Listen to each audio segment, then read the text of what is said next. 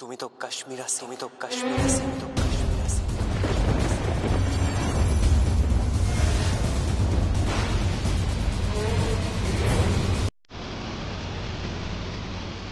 কি বলছো তূর্ণ? তোমার কথা কিছু বুঝতে পারছি না। বাবু, আপনার জন্য লুচি।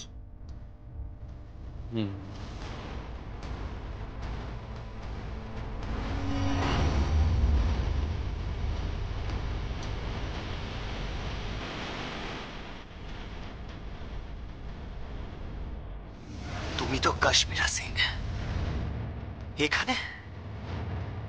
কি বলছো কি তুমি? ও ও কাশ্মীরা সিং হতে যাবে কেন? ও আমাদের বাড়ির মেয়ে। ওর নাম কৌশানী ব্যানার্জি। এক মিনিট।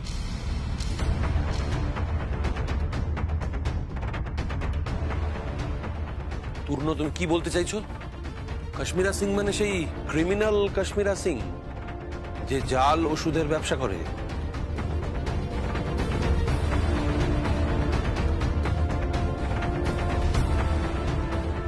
যে তোমাকে ফাঁসিয়েছিল নর্থ ইস্ট জুড়ে, যার জাল ওষুধের কারবার।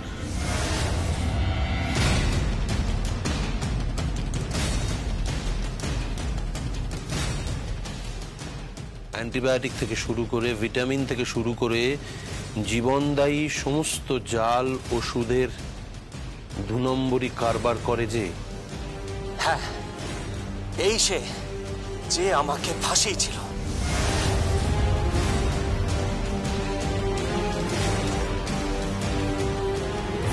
কি করেন আপনি?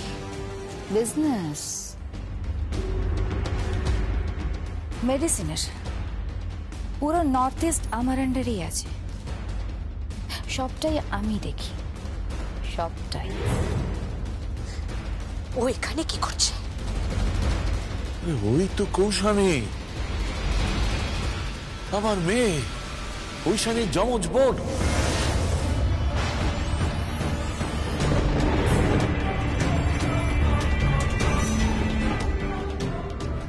সংকল্প, আপনি তো কাশ্মীরা সিংকে চিনতেন, তাহলে আপনি জানতেন না ওকে?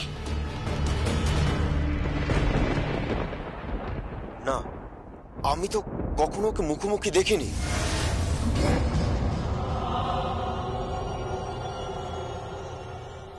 শুধুমাত্র রিয়াকশন ফাইলেও ছবি দেখেছি, আর কৌশানী ব্যানার্জি নাম শুনেছি। আমার পিসিমণি, কিন্তু আমি ভাবতেও পারিনি যে আমার পিসিমণি কৌশানী ব্যানার্জি কাশ্মীরা সিং হতে পারে।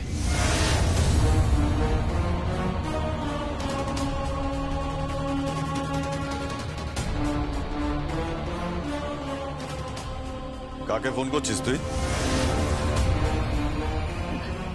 কাকে ফোন করছো তুমি? দাদু ভাই, কোথায় ফোন করছিস? থানায়।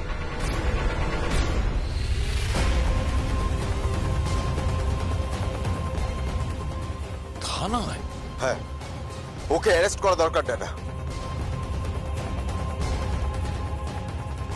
ওকে অ্যারেস্ট করা দরকার, কারণ ও একটা দাগি পোড় খাওয়া ক্রিমিনাল কাশ্মীরা সিং।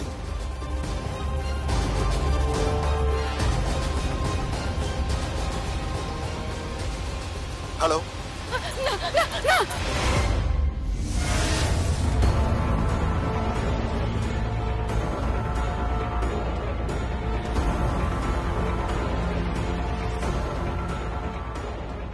আমি যাবো না, যাবো না, যাবো না, যাবো না, আমি যাবো না। ছেড়ে দিন। আমি ভালো হতে চাই, আমি ভালো হতে চাই, আমি ভালো হতে চাই। প্রিয়া, আমি ভালো হতে চাই। আমাকে ছেড়ে দাও, আমাকে। জিলাম, জিলাম, জিলাম, জিলাম, প্লিজ, প্লিজ আমাকে ছেড়ে দাও, আমাকে ক্ষমা করে দাও।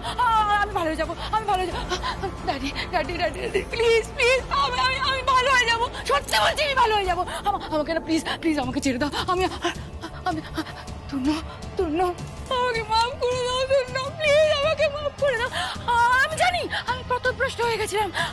আমাকে একটা সুযোগ দাও, প্লিজ। আমাকে। তুমি তো বাড়ির বউ, বলো? হ্যাঁ, তুমি তো বাড়ির বউ। প্লিজ আমাকে একটা সুযোগ দাও, প্লিজ আমাকে। ছোটদা বল না সবাইকে প্লিজ, আমাকে যেন অ্যারেস্ট না করে, আমাকে যেন পুলিশ অ্যারেস্ট না করে প্লিজ। শোন না, আমাকে যদি অ্যারেস্ট করে না তাহলে কিন্তু আমি কোনোদিনও বেরোতে পারবো না, আমার পুরো জীবনটা নষ্ট হয়ে যাবে। ছোটদা প্লিজ, দেখ না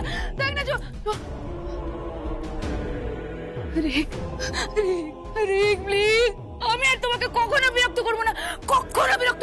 হ্যাঁ শোনো না, ওইশানির কাছে আমি পা ধরে ক্ষমা চাইবো, আমাকে প্লিজ একটা সুযোগ দাও, প্লিজ কেউ সুযোগ।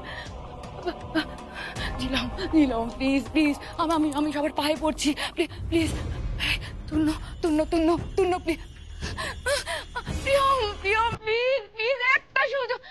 শোনো না, আমাকে অ্যারেস্ট করো না, আমাকে একটা সুযোগ দাও, একটা সুযোগ দাও, কেউ একটা সুযোগ দাও। ড্যাডা, কি করব?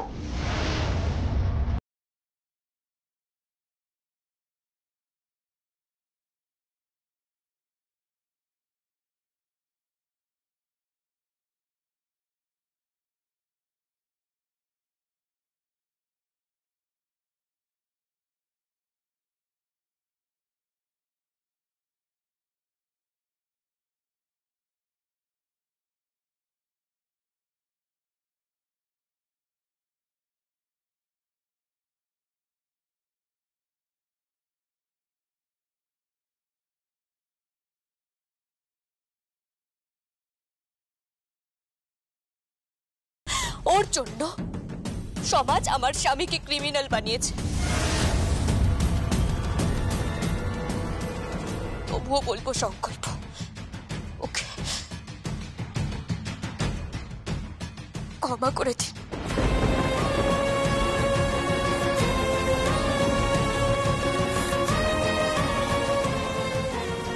অসম্ভব, এটা অসম্ভব ছিলাম। আমি ওই দিনগুলো কিছুতেই ভুলতে পারবো না, ওই দিনগুলো আমি কিছুতেই বলতে পারবো না। কুকুরের মতো পুলিশের তাড়া খেয়ে যখন আমি খাদের কিনারায় পৌঁছে গিয়েছিলাম, তখন ওই সংকল্প আমাকে গুলি করেছিল। কি সংকল্প? তখন তো তোমার হাত কাঁপেনি? কি হলো বলো, তখন তো তোমার হাত কাঁপেনি? আর আজ যখন তোমার পরিবারে একজন ক্রিমিনাল ধরা পড়েছে, তখন কি তোমার হাত কাঁপছে?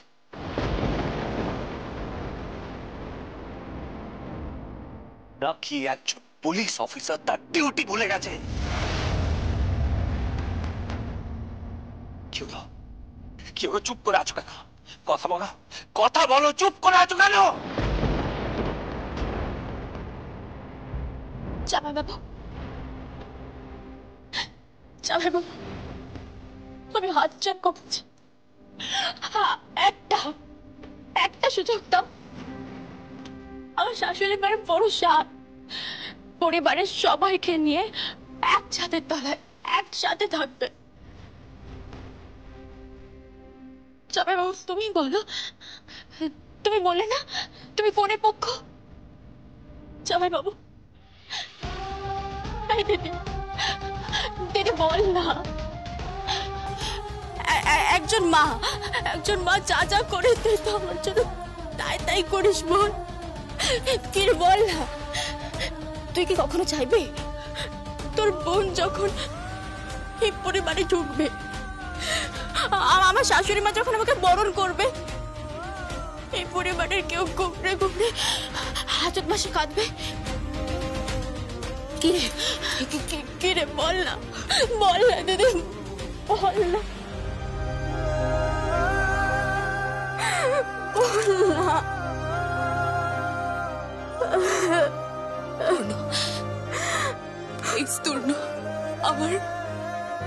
আমার বোনের সংসারটা তুমি ভাঙতে দিও না।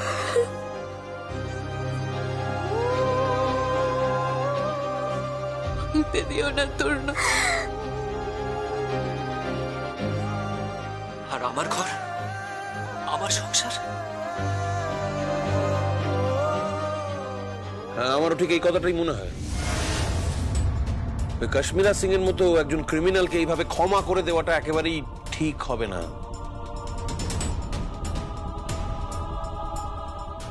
ও একজন বর্ন ক্রিমিনাল, দাগী অপরাধী।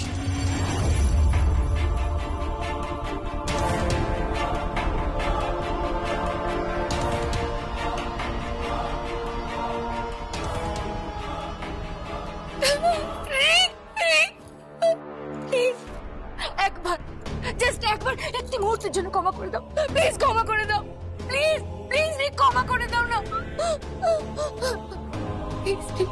দাদু ভাই, আমি তোমায় কিছু বলবো না, তুমি নিজেই ডিসাইড করো, কর্তব্য নাকি তোমার পরিবার, তোমার নীতি নাকি তোমার স্ত্রী।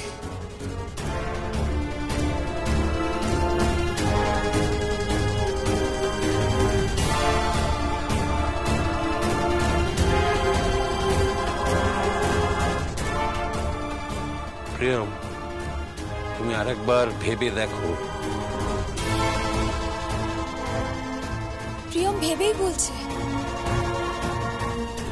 একবারের মতো অন্তত কৌশানী পিমুরিকে বাঁচার সুযোগ করে দেওয়া হোক।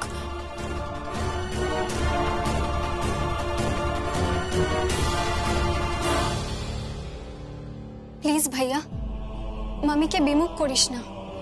কৌশানী পিমুনিকে পুলিশের হাতে তুলে দিস না, আমাদের সাথে থাকতে দে প্লিজ। মামিকে ফিরে আসতে দে। মামি যখন ফিরবে আমাদের পুরো পরিবারের সবাইকে যেন মামি একসঙ্গে দেখে। প্লিজ ভাইয়া। বেশ, যতক্ষণ না পর্যন্ত আমার মম আর প্রিয়ম এই বাড়িতে ফিরে আসছে ততক্ষণ আমি কোনো সিদ্ধান্ত নেব না।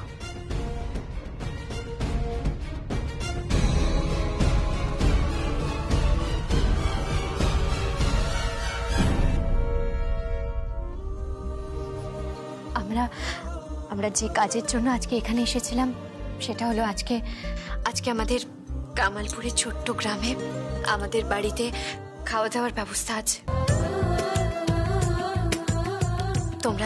তোমরা সবাই এসো, খুব হইচই হবে, আনন্দ হবে। তোমরা সবাই আসবে তো? নিশ্চয়ই আসবো। হ্যাঁ আসবো। আমাকে বাদ দিও না কিন্তু। না না, সবাই আসবে।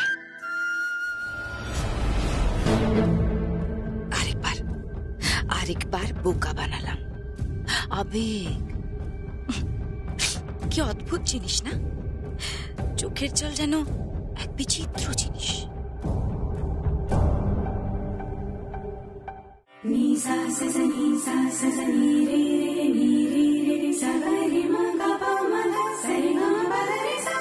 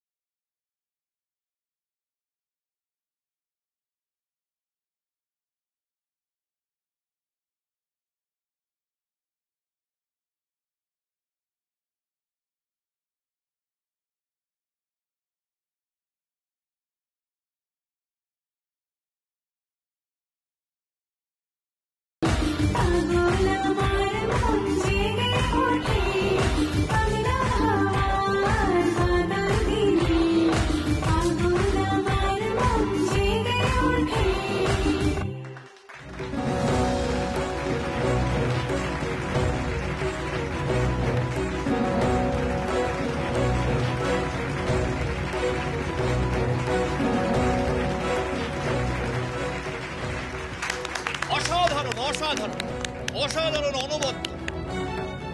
আমি স্বীকার করতে বাধ্য হচ্ছি, ব্যানার্জি পরিবারে এই প্রথম এরকম একটা অনবদ্য পয়লা বৈশাখ পালন হলো। কিন্তু আমাদের দুর্ভাগ্য, এই অসাধারণ পয়লা বৈশাখটা আমরা বাড়ির বাইরে পালন করলাম। কি সালঙ্কারা, তোমার খারাপ লাগছে না যে এই প্রথম পয়লা বৈশাখ অনুষ্ঠানটা বাড়ির বাইরে পালন করতে হলো? খারাপ লাগছে না?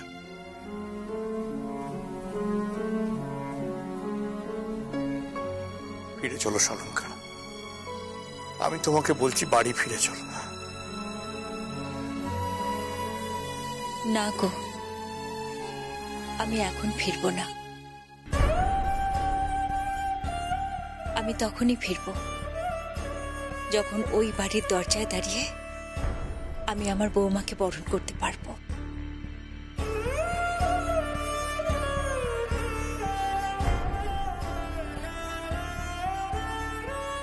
আমি প্রায়শ্চিত্ত করতে চাই। প্রিয়মের সঙ্গে অনেক অন্যায় হয়েছে। আমি ওই অন্যায়ের প্রায়শ্চিত্ত করতে চাই। অন্যায়ের প্রায়শ্চিত্ত করা যেতেই পারে, কিন্তু সালঙ্কারা তার মানে এই নয় যে তোমাকে এখানে পড়ে থাকতে হবে। ওটা তোমার নিজের বাড়ি, নিজের জায়গা। সালঙ্কারা, আমি তোমাকে বলছি ফিরে চলো, প্লিজ ফিরে চলো বাড়িতে। তুমি তুমি তোমার নিজের বাড়িতে, নিজের ঠিকানায় ফিরে চলো, প্লিজ প্লিজ। উনি ওই বাড়িতে কোনোদিন ফিরবে না।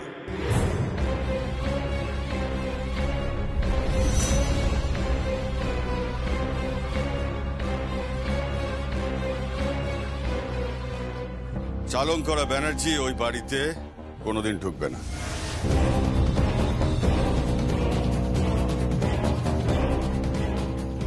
আর দাদা, অনেক তো হলো ব্যবসা, এবার একটু বিশ্রাম নে।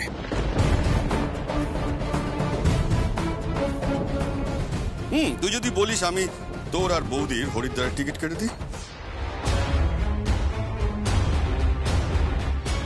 ওখানে গিয়েই নতুন ঠিকানা খুঁজে নে।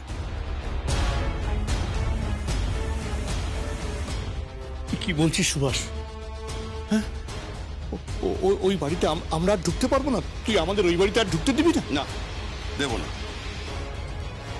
তোদের ওই বাড়িতে আর জায়গা হবে না।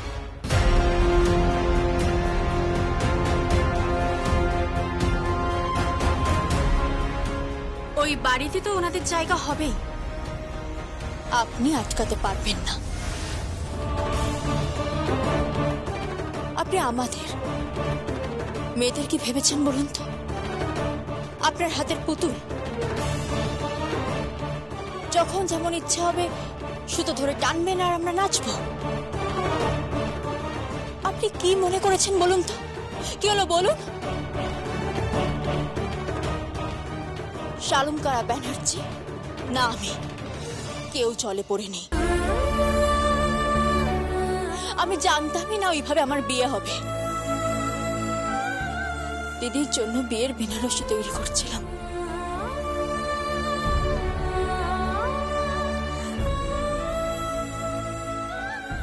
হঠাৎ করে বলল, চল ছড়ি, তোর বিয়ে।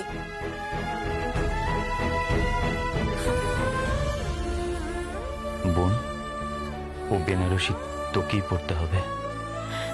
দিদির বেনারসি আমি পরবো কেন? তোর বিয়ে।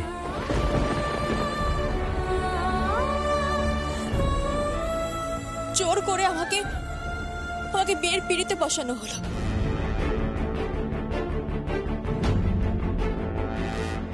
ওই লোকটা, সেদিন ওই লোকটার মুখে ছিল তীব্র ঘৃণা।